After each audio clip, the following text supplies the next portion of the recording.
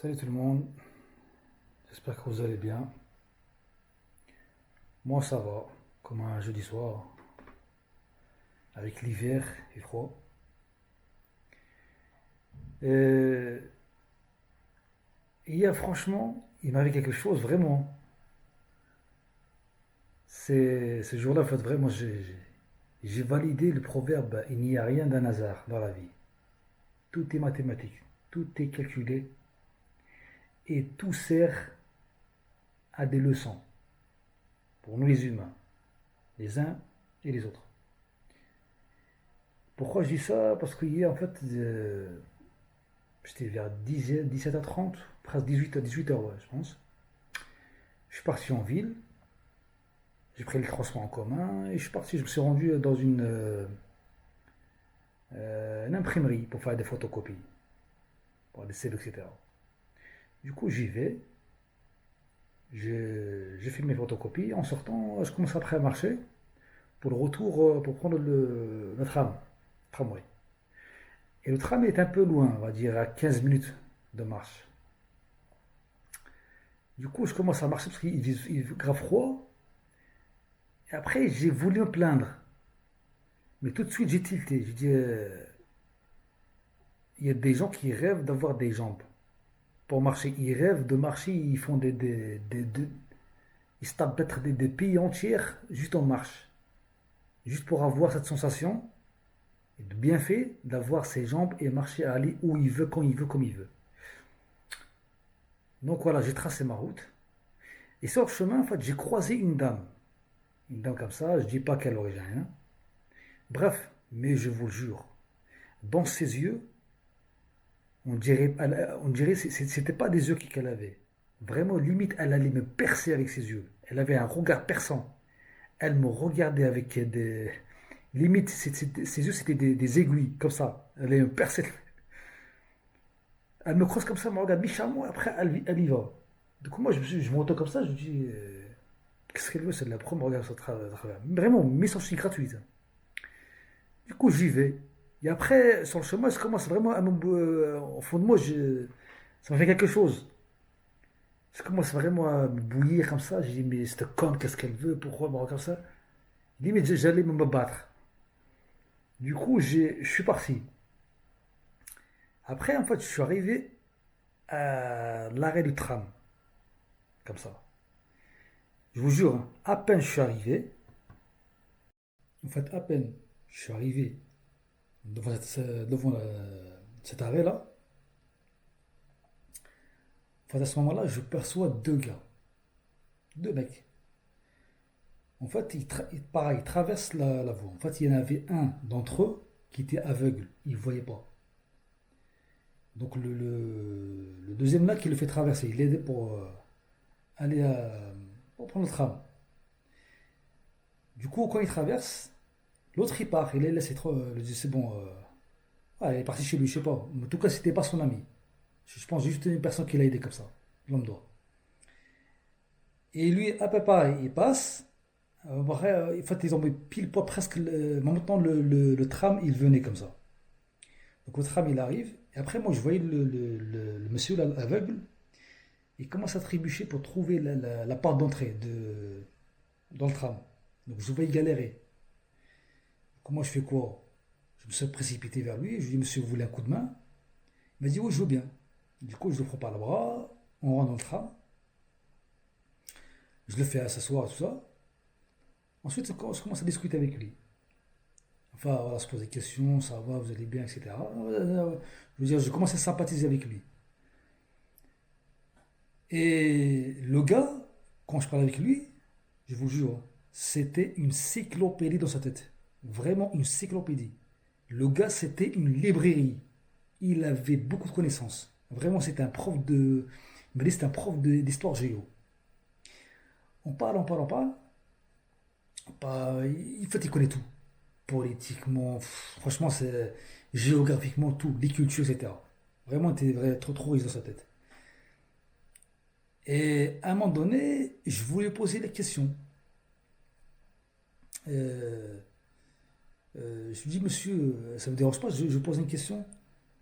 Il m'a dit, non, vas-y, dis-moi.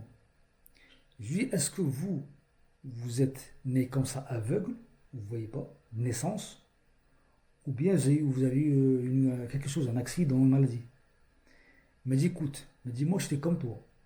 Il m'a dit, moi je voyais normalement, comme tous les gens ordinaires. Il m'a dit, le jour au lendemain, j'ai perdu ma vue. Il m'a dit, maintenant ça fait 20 ans que j'ai perdu la vue. Quand il m'a dit ça, j'ai ramassé une grosse claque. Je vous jure. Pourquoi? Parce qu'en fait, il n'y a rien n'est sûr.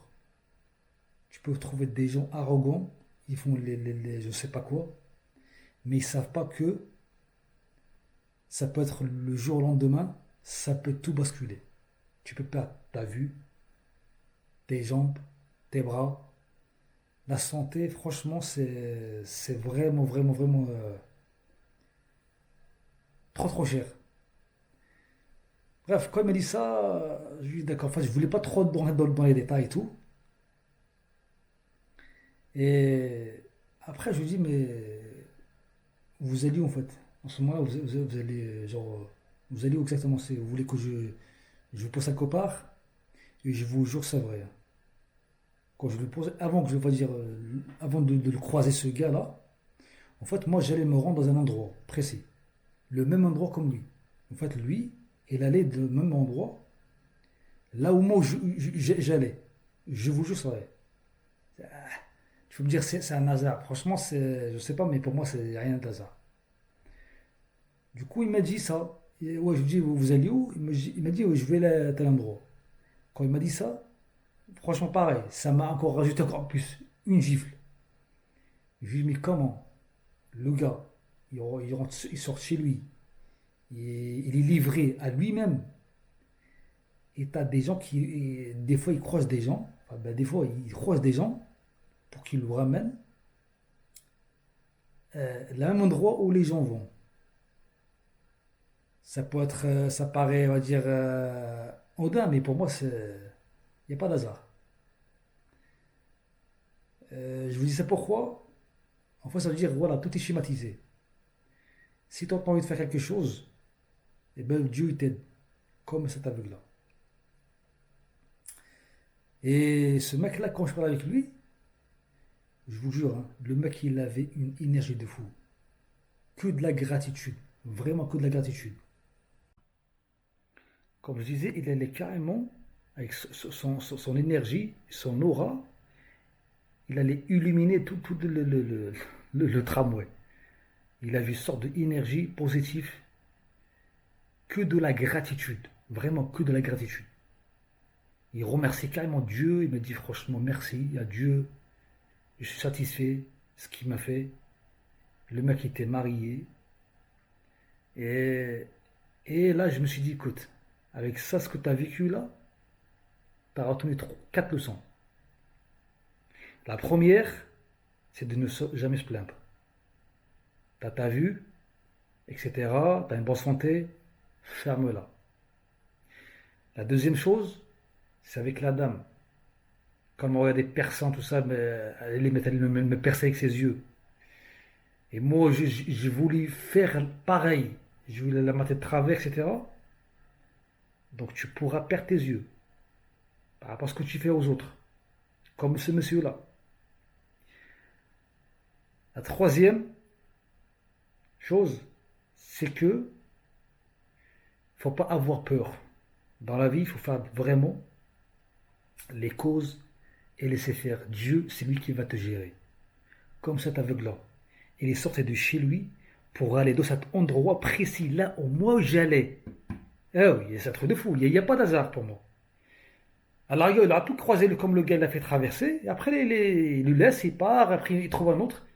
Mais à un point, on va dire comme un GPS. Dieu a ramené pour ce monsieur-là comme un sort de GPS. Et toi, tu vas à cet endroit-là et tu vas attendre cet aveugle qui va venir pour l'accompagner et le ramener là où tu vas toi. Parce que lui aussi, il va dans cet endroit. Précis, vraiment précision, trou de fou. Donc ça veut dire, voilà, Dieu c'est lui qui fait ton chemin. Toi et nous, on a juste à faire les causes. Et le reste, Dieu c'est lui qui s'occupe de tout. Donc il y a rien, on contrôle que dalle, rien du tout. Comme ce mec-là, un aveugle, il contrôle rien. Mais Dieu, en fait, il l'a vraiment contrôlé comme il veut lui. Il leur ramenait des gens, etc., pour l'aider. Il enlève la vue, mais il lui ramène des gens. Il remplace sa vue. Vraiment, c'est une sagesse de gros, un gros de fou. Ça, c'est troisième. Et la quatrième leçon, c'est de ne pas se plaindre. C'est-à-dire, le minimum qu'on a, il faut se la fermer. Parce qu'il y aura toujours pire que toi. Donc voilà ce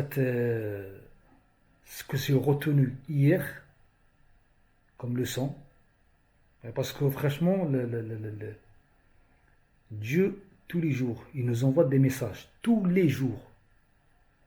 Quand on se réveille voilà, le matin, on va faire notre journée, etc. Mais dans la journée, on reçoit plein de messages. Dieu. Mais c'est à nous, avec notre conscience, de les percevoir. T'as des gens sans conscience, qui vivent comme des animaux, presque. Juste pour boire, manger, se produire, et chier, dormir, et après mourir. Ça, c'est pour moi, c'est un niveau bête. La bestiole, elle vit comme ça. C'est normal, il ne faut pas se plaindre de la bestiole, animal. Par contre, l'humain, Dieu lui a donné un cerveau, la raison, pour réfléchir, pour gamberger, pour comparer, etc.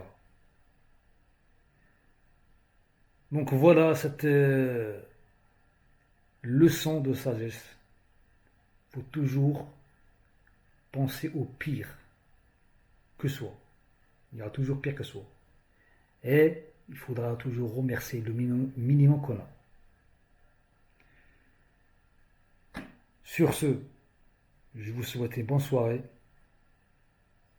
Prenez soin de vous. Et surtout, restez positif. Ciao.